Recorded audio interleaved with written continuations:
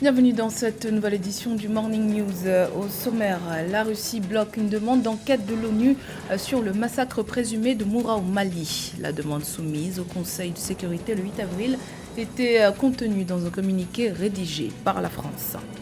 Au Cameroun, les pâtissiers locaux font preuve d'ingéniosité pour faire face à la hausse des prix du blé sur le marché mondial. Ces derniers se tournent vers les farines confectionnées à base de produits locaux pour réaliser leurs gourmandises. Découverte dans cette édition. Et puis, transformation agricole inclusive et relance économique. La FAO va débloquer 11 millions de dollars pour soutenir les politiques agricoles plus probantes du Burkina Faso, du Ghana et du Nigeria. Mais tout d'abord, intensification des combats entre l'armée et les rebelles du M23 dans le nord-est de la République démocratique du Congo.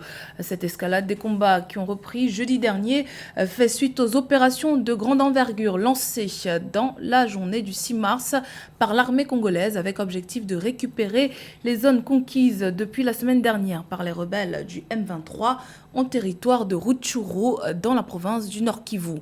Vendredi 8 avril, le gouvernement a souligné qu'un colonel de l'armée ainsi que 3 autres soldats avaient perdu la vie dans les opérations en cours contre les rebelles. La Russie, tout comme la Chine, ont bloqué la demande d'enquête indépendante du Conseil de sécurité de l'ONU sur le massacre présumé de plusieurs centaines de civils au Mali par l'armée malienne et des paramilitaires russes. Pour rappel, l'armée malienne a annoncé le 1er avril dernier avoir neutralisé 203 djihadistes à Moura, dans le centre du pays, lors d'une opération fin mars. Cependant, cette annonce faisait suite à des informations largement diffusées sur les réseaux sociaux concernant un massacre de civils dans la région. Human Rights Watch a allégué que des soldats maliens et des combattants étrangers y avaient exécuté 300 civils entre le 27 et le 31 mars. La demande d'enquête de l'ONU avait été incluse dans un communiqué rédigé par la France et soumis vendredi 8 avril pour approbation au Conseil de sécurité. Écoutons à ce propos l'analyse du politologue Oumar Ba. Oui, la question qui est posée est centrale parce qu'elle renvoie à ce qu'on appelle aujourd'hui la transition des grandes puissances et la quête de la redéfinition du nouvel ordre mondial balbutiant où s'oppose de façon très frontale de plus en plus l'axe occidental, Amérique, OTAN, Bruxelles, ce qu'on appelle BOA, et in fine, dans ce cas précis, la France qui prend ou propose une résolution au Conseil de sécurité qui n'est rien d'autre que le plat séculier de l'institution universelle diplomatique la plus pertinente post-Deuxième Guerre mondiale, en succession de ce qu'on appelle la SDN, la Société des Nations. Donc, ce qu'on appelle aujourd'hui dans les médias mainstream le massacre de Moura, supposé massacre de Moura, n'a pas encore été élucidé de mon point de vue, puisqu'il y a des enquêtes préliminaires qui sont en train d'être faites par le gouvernement malien.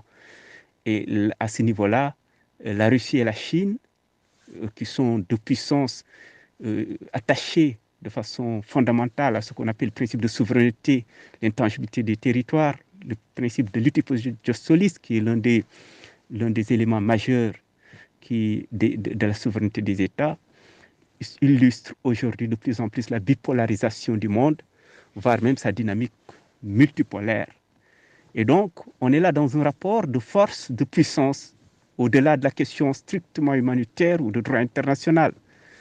Et notre questionnement va s'opérer à travers même celui qui introduit cette résolution, qui n'est rien d'autre que la France, pays leader, ancien pays colonisateur du Mali, comme du Sénégal et des pays francophones, mais dans un Mali qui lui-même aujourd'hui est au banc des accusés, aussi bien par la CEDEAO, la Communauté des États d'Afrique de l'Ouest, mais surtout qui réaffirme sa souveraineté nationale à travers ses autorités de transition, notamment le colonel Assimi Goïta et le Premier ministre Shogul Maïga.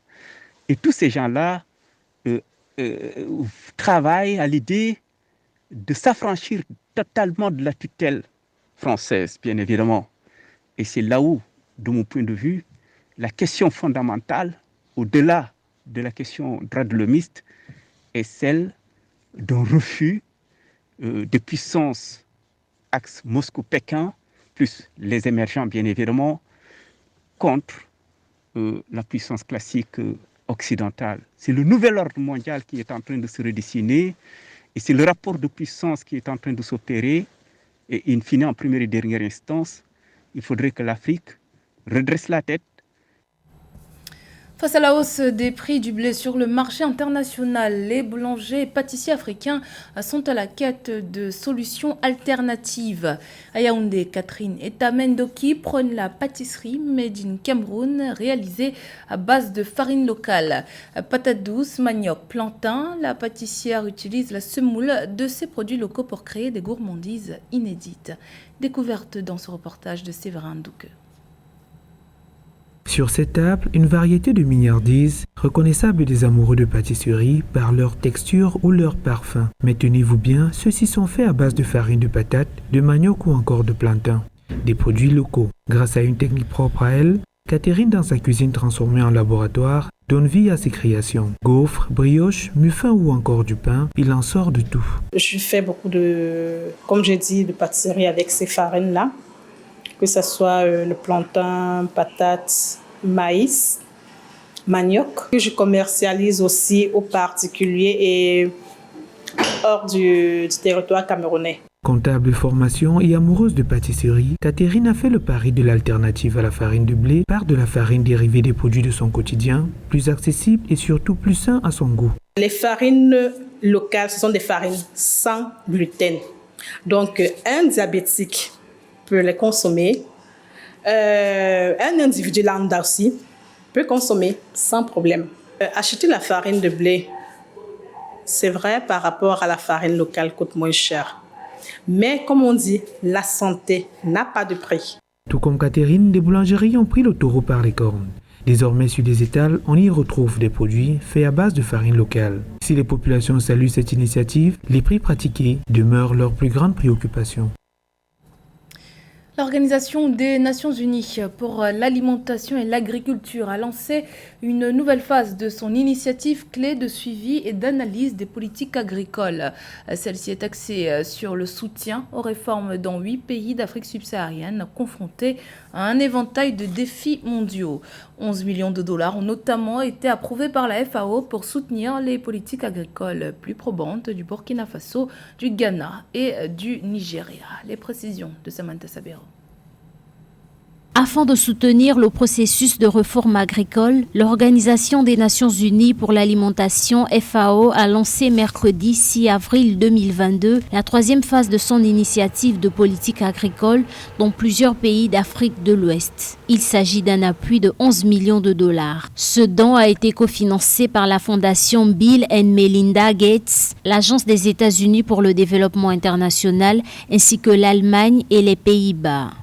Le programme BAFAB a porté des fruits et a eu des impacts positifs sur l'amélioration de la sécurité alimentaire. Il a contribué à l'amélioration de l'information sur l'agriculture et a permis aux décideurs politiques africains ainsi qu'à leurs partenaires de disposer d'outils qui les manquaient pour formuler des politiques agricoles appropriées et pertinentes. Il a contribué, entre autres, à améliorer les capacités institutionnelles des pays en matière de suivi et d'analyse des données agricoles et à stimuler le débat public. Ce programme de gestion et d'analyse des politiques alimentaires et agricoles couvre 8 pays d'Afrique dont le Burkina Faso, le Ghana et le Nigeria, entre autres. Parmi les principaux objectifs du programme figure l'identification des domaines prioritaires pour augmenter les investissements, accroître la transparence des marchés et du commerce, sans oublier la volonté de transformer le monde rural afin qu'il soit plus inclusif avec des systèmes agroalimentaires pour tous. La FAO, dans sa nouvelle politique, doit encourager et appuyer l'appropriation nationale du MAFAB et son transfert au pays pour sa pérennité, car il s'agit de missions régaliennes de l'État qui relèvent de la responsabilité des ministères en charge de l'agriculture. Pour ce faire,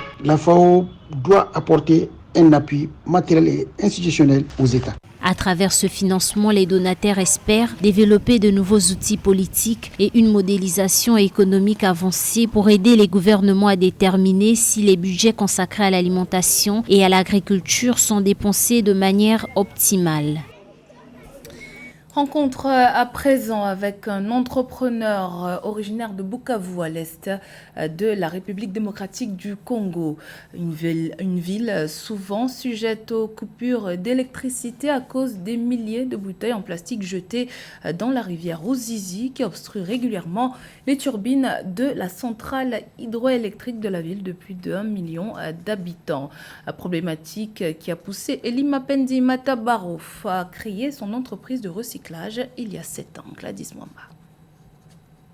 Recycler les déchets plastiques pour assainir la ville de Bukavu, à l'est de la République démocratique du Congo, c'est l'ambitieux objectif que s'est fixé Elima Panzi Mataboro il y a 7 ans en créant son entreprise de transformation de déchets plastiques en dalles bon marché.